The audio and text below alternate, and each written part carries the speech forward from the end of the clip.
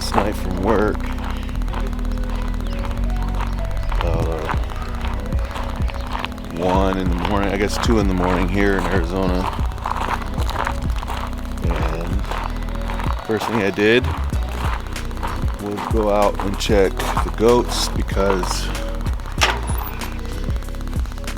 we weren't sure when our other doe was bred. I'm not sure the date, but we know she probably was bred to our buck Zeke. And so we were just assuming as soon as possible because they were always together. They weren't separated for the longest time. And it wasn't ideal since she did already give us triplets in July. So the earliest possible time would probably be August or September. I came home last night and she had a little doeling that she dropped. It was still soaking wet. So she probably dropped it from the time that I left work, sometime between then and when I got home. So, of course, for me, I worry more than probably I need to, but I went and segregated her just because I noticed that the other little goats, not the ones that were just born, but her last triplets that were born in July were kind of harassing her a little bit. So I didn't want her to have to keep running them off away from the little kid, the baby, and accidentally step on her or push her through the fence somehow or something like that. So I put her in that shed and I actually screwed a board across half a sheet of plywood, not even half a sheet, and held them in. Hopefully, I gotta go check. Put a heat lamp out there, kind of drop down to who knows what. It's 6:30 this morning. We'll see what the temperature is. Right now it's 46, so didn't get too cold, but if you're just born and you're soaking wet, it's cold enough. So I went out there, put the baby in there. She went right in after me and dropped a little flake of alfalfa and a little tiny bit of grain in there for the mom to eat. Some water. Left the heat lamp on. Same kind of heat lamp we use for chickens and stuff. And now we're gonna, I fed them all out late last night just to distract them away. So we'll just go out there with a little bit of grain just to keep them down, I guess. And check on the baby, see how she's doing. I'm pretty sure it's a girl. It's kind of dark out and I had a red light on. I didn't want to use a white light. And I think it's a girl. But maybe we'll check again once we get in there. She has a really long umbilical cord, so I'm probably gonna cut it down, and then we use an iodine spray. I'll spray it down with iodine, and that's all I'm gonna do for her. I'm not gonna do anything for at least a few weeks, couple weeks, and maybe 3 weeks to. I'll give her some. I'll give her an ear tag, and that's it. And I'll probably do that when I give the other triplets their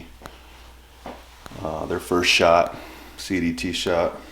So over here we kind of keep our stuff. We got our syringes, all our ear tags. We got a tattoo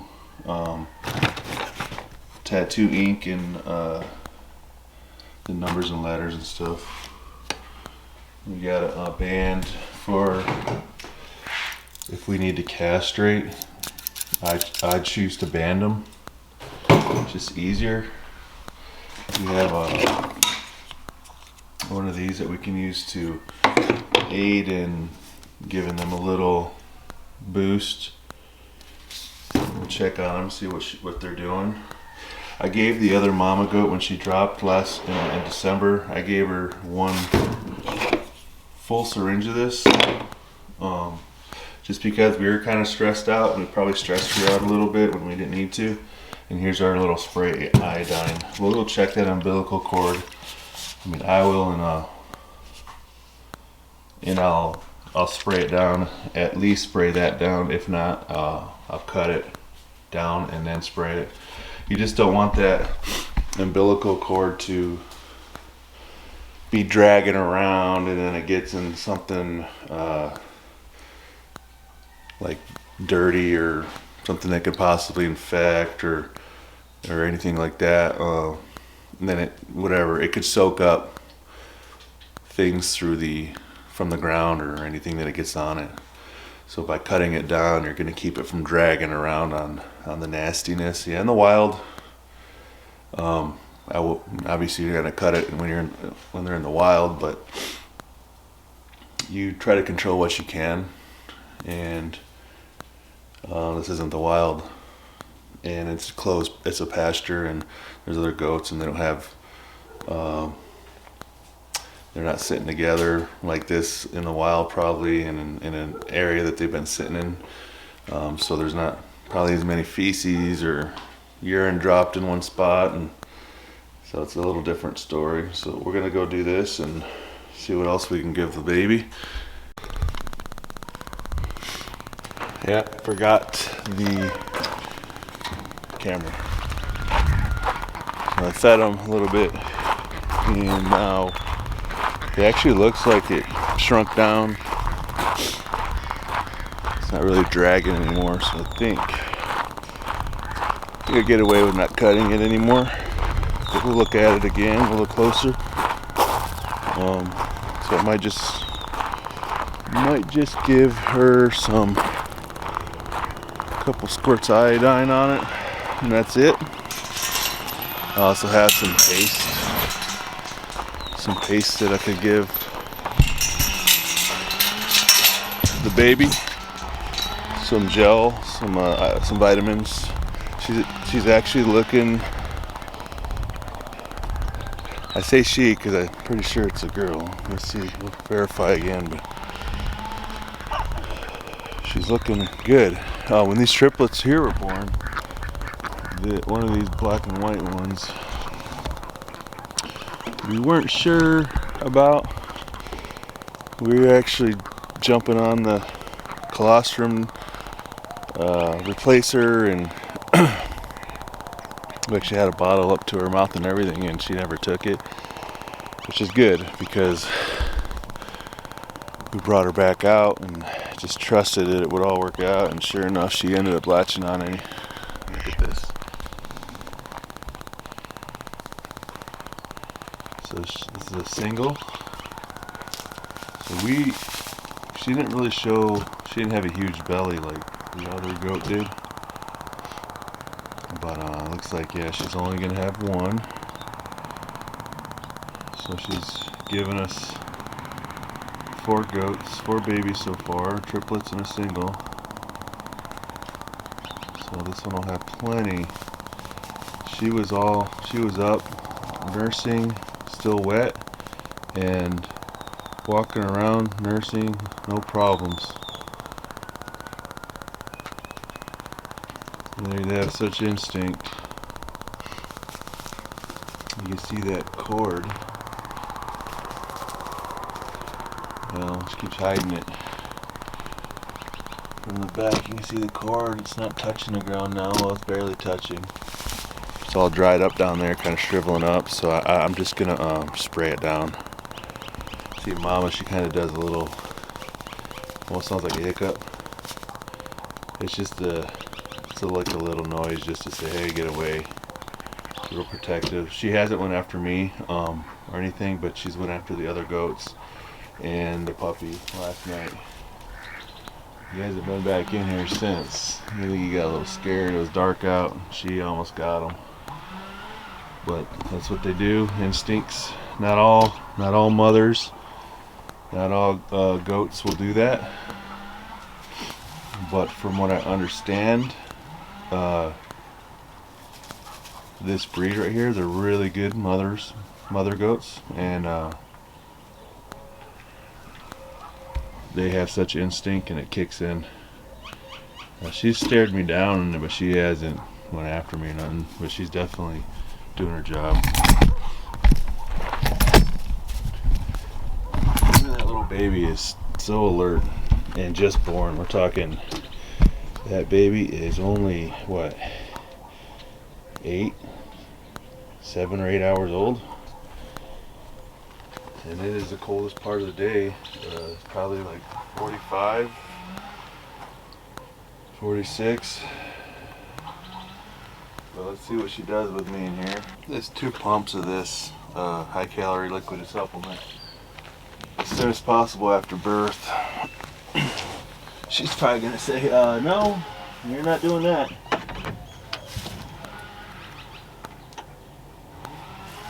We'll do that last. I think spraying first. Sit, mamas. Sit, mamas. Come here. Let me see, baby. We'll spray it down. Hope I can get this in. Don't want to get down too low where she butts my head. She's checking me out. What are you doing? Or I'm just spraying down her cord.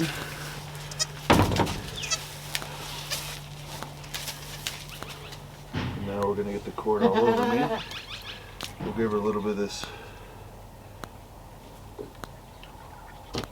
paste that's running out her mouth. She ate most of it, hopefully.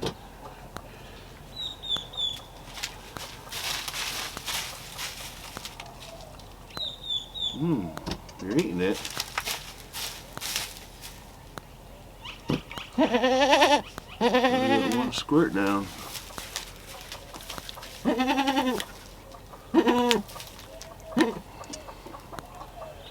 Get one more in there.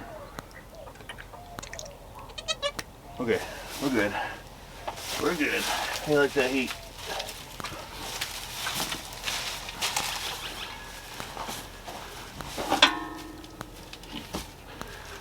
I think this cap somewhere up here. Oop. I probably got iodine all over my blaze orange shirt. Oh, she's peeing, so that's working. And now we're gonna, and I can tell you right now, I don't have to look again. I was gonna pick her up and check her to make sure she was a girl. What's up, mamas? You're good. You're good. You're good. I put a pretty big flake of alfalfa in here. She probably doesn't need all that, so I'm gonna leave it. I'll pull half of it off and put it in with the other goats. She's probably one of the tamest ones we have, and she's still not completely tame. I know. Hey, baby nursing yet? Nope. I got her face a little messy with that stuff, but I did that with our other babies. And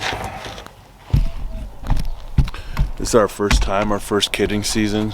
You know, everybody has their way of doing things, and we YouTube what we can, and we don't use everything that some people use, and maybe we use more than other people use. So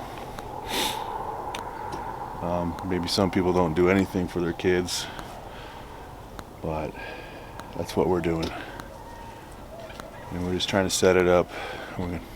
We'll figure it out as we go, and we'll keep learning. But she's up, she's nursing again. You know. So the signs that we had with this goat was, her name's Shelby, and she's a 88%, so she's a Kiko, 88% Kiko, and that makes this baby right here purebred. It makes her 94%,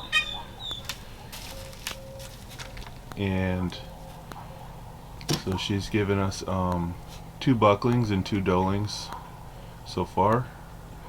The bucklings are now wethers, I had my goats mixed up, as I said before in other videos. I thought she was the other goat, which would have made these babies not purebred. So I actually castrated some purebred bucklings, and which is a shame because I had a couple people interested after the fact. So, but she knows right where to go to get that breakfast. And we'll keep a close monitor on her. I'm going to leave that heat lamp on for a little bit. See, Mama's just smelling. She's probably smelling the stuff I sprayed on her. What you smelling, Mama?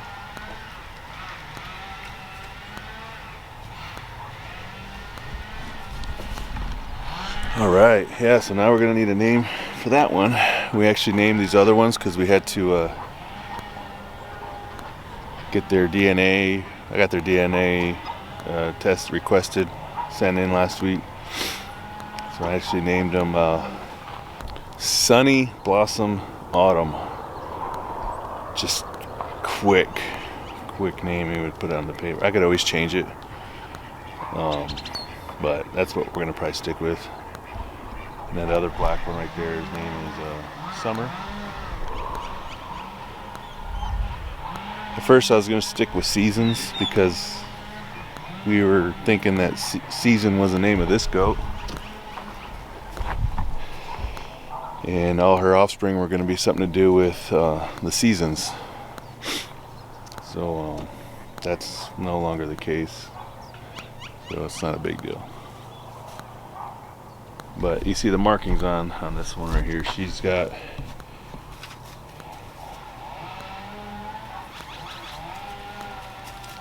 the same as Mom, pretty much. I haven't seen if she has those little, I don't know what to call them. I don't know why I always call them dapples. Those things that hang off underneath the chin there, the neck. It doesn't, I can't tell from this angle, but I can't. One of her, the weather over there, he's got them, and one of them don't. So let's see if this little girl, yeah, this little girl don't have them. So that doesn't do anything for the standard, I guess, for the Kiko description.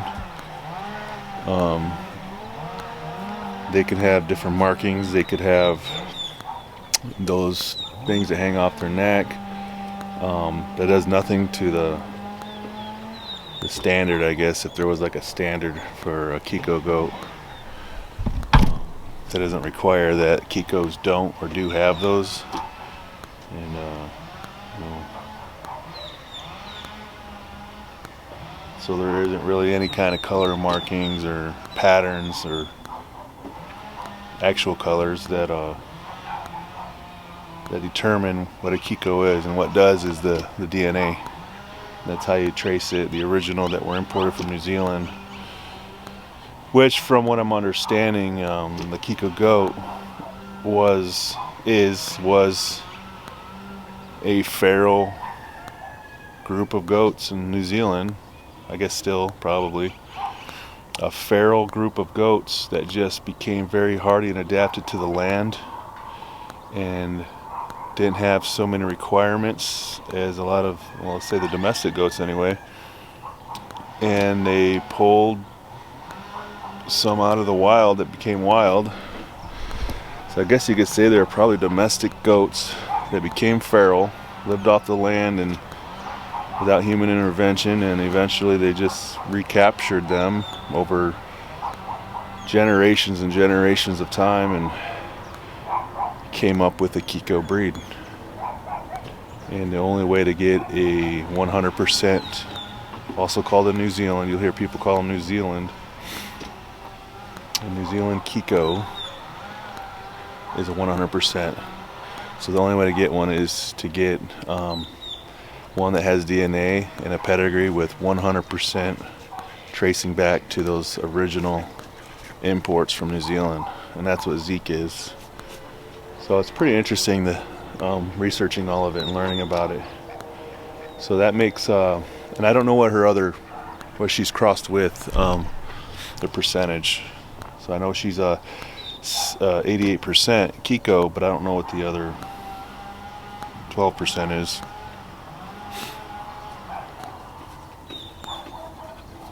So basically, she gets to pass on 44% Kiko to the kid, any of her kids, and then because Zeke is 100%, he'll pass on 50%. So you add those two together, and that's how you get your percentage and how they're going to register the goat if you choose to register it. And that DNA, you pull a hair sample off the kid, and you fill out the paperwork, and you put the information from the dam and the sire, and they're already on file with DNA, which helps, I guess. And what that DNA, that hair does is they're going to test it, and it'll match to who I say it matches to, which is interesting because it could also, let's say you have a goat that got pregnant and you don't know who the sire is. Let's say they slip through the gate, or you have a couple bucks, or you're not sure, you can send that DNA sample of that, but you know who the mother is. It's pretty easy. You send that DNA into the lab, UC Davis, and they will, as long as one of those bucks is on file, they'll be able to match it, and they'll send you a note, a letter saying that it's whatever the match is, basically. And that's how I found out that I had her papers mixed up. Was UC Davis sent a thing saying hair samples provided for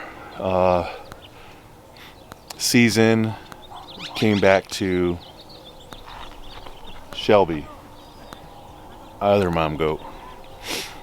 And that's how I realized that the papers, I had them screwed up, and that was because their ear tag, one of the ear tags didn't match. Maybe it came out and they retagged it with something else after registration, and the markings are black and white. Well, this one has more white and black, but they're both black and white. And one of the papers said gray and white, so I was assuming, well, maybe they had this one marked gray and white because when she was born, she looked more like that one, I guess. And I was totally wrong. But that's what DNA will do. It verifies parentage, and it lets you really draw a picture if you're buying goats to see what you're buying. So just because somebody says a goat is what it is, or what it possibly could be, doesn't make it true. Seeing it documented really helps.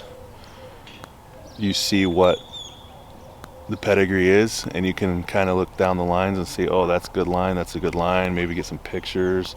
You get sometimes they do testing on some of these goats, and they do like a buck test every year, multiple times a year, and they place, it's like a competition almost, but they'll place the bucks based on scores of fecal matter and bacteria to fecal matter, the FAMACHA, if you look down, you peel the eyelid open, you'll see like it's the coloring, is it pale, is it pink. It's a good indicator for worms, worm load. They test all that stuff, and if your buck gets placed in one of those events, I guess, you get that little certificate that's kind of like, yo, my buck was first place in this buck test, and people see that and they flock to it. But so having 100% pedigree, maybe sometimes people want to breed in other things to breed in a boar goat to get certain statues. Some Kikos are tall. Some people want them shorter and wider. So not everybody's looking for 100% Kiko just because it's 100%. And we're learning. This is fun. I'll tell you, it's fun to dive into it and get all nerdy on it. But you can see these two goats right here. Well, this little girl jumping up, she is an 88% Kiko, all three of these. And then this one right here is a 94%. And obviously a little older. This is the sister, 94%. And you see the black one and the black one, right? 88 and a 94. Let's see how different she looks in a few months. Might not be able to tell much difference. You see this one has kind of a nice little ridge line on her back. That's her hair sticking up. That's not a bone. That's not spine. That's her hair sticking up. This little girl, she's friendly. She likes to chew on your finger.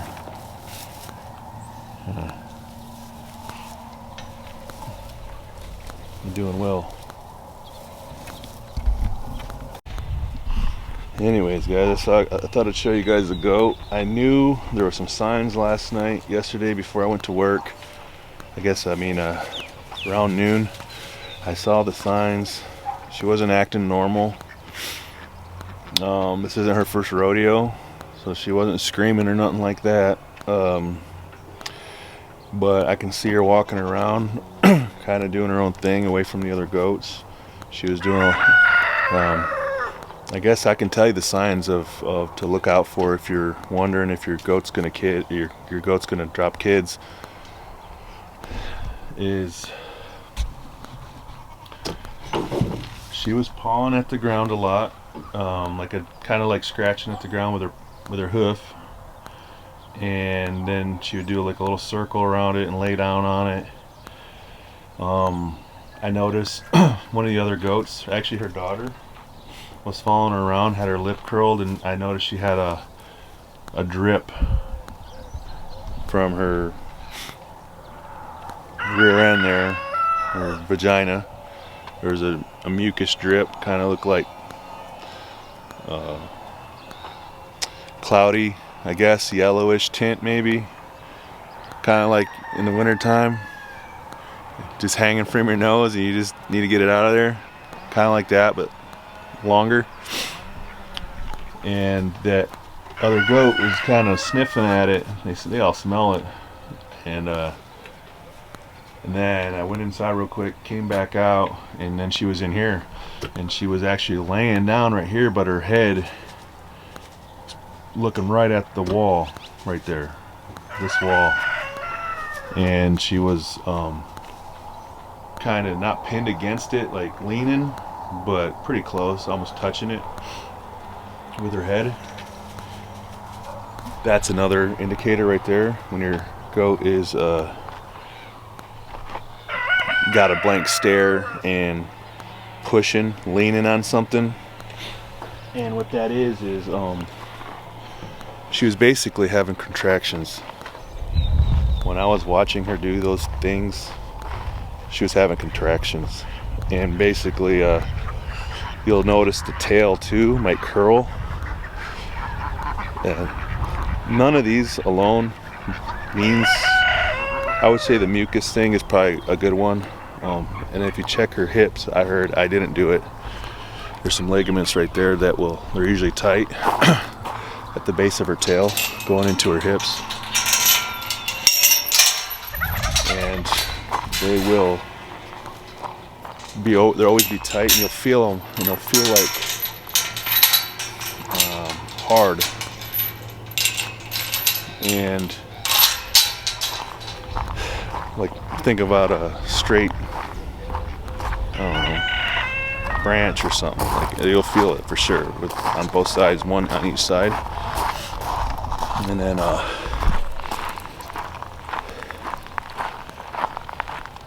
when they're about to kid, it'll be really loose where you can push down into it. It's super soft. You can almost not feel those at all. I didn't do that, but those other things I told you about were happening. So I knew, like, I kind of had this gut feeling that she was going to have kids, and I wasn't sure, but I was just like, I'm going to get home. If I don't see her out in the pasture, because she usually sleeps on one of those cable reels. That's where she'll lay at night. Sure enough, first thing I do, park the truck. I go inside, or I go right in front of that little shed I built. And she's got one there, and she's soaking wet still. And I pulled a little video on my phone with that red light. And after I got it set up, I was scrambling. And I spent I was out till like 4 in the morning. So I only got a couple hours sleep. Just going in and out, checking on them, making sure she didn't have another one. Never noticed the sack. But I'm assuming that by now it would have already been out and gone.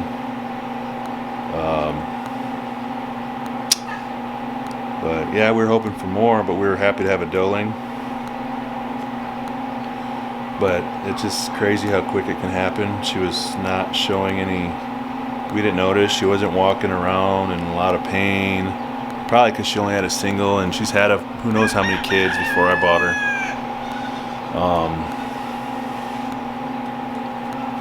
But yeah, it's crazy. And then come home to see that, and then just hoping that the baby will survive the first night and all that. And hoping you provided enough for them. So yeah. Anyways, I just want to get out there and show you guys the new baby. That cell phone video that I put, it's not the best video, it's at night, but it's the early. I don't have another camera out there that's gonna catch it. Like I said, whenever something happens around here, I'm gone. It happens after I leave, so it's hard to. Usually, it's bad though. Anyways, yeah. So the cell phone video is actually a video from when she had the kid, probably within a couple hours of having that baby, and I just know that because when I went there and checked the baby out, her tail was soaking wet, slimy, like she was still getting dried off by her mom. And she was outside. She ended up going outside of that shed when I was setting up that heat lamp. So I wanted to get them back in there in that heat, which wasn't a lot of heat because it's a pretty big area and it was open air up on top. But so I dumped a new thing of flakes in there and threw some food down and water in there, and just enough to keep them out of that chill air, hopefully, and give the baby a chance to dry off before the cold got her. But you know, they do really well without it too. That other goat, she brought her babies out underneath that tree, and it was cold out. They were dried off at least, and she didn't care about no heat lamp. She brought them out, and at least there were 3 of them though. I was thinking about that. There's 3 of them. When they sleep together, they pile up on each other. They keep each other warm. This one didn't have a twin or anything, so I just felt like this was the best to do for us. Still gonna be a hardy goat, but I hope you guys liked that video. If so, share it, like it, subscribe, and if I didn't work so much, I would put more videos out there. But we'll catch you guys on the next one. Thank you for watching, and we appreciate the view. Comment down below if you have any names in mind for that baby doeling. we'll see how she starts progressing over the next month or two, and then we'll see what we'll do for registering her as a purebred.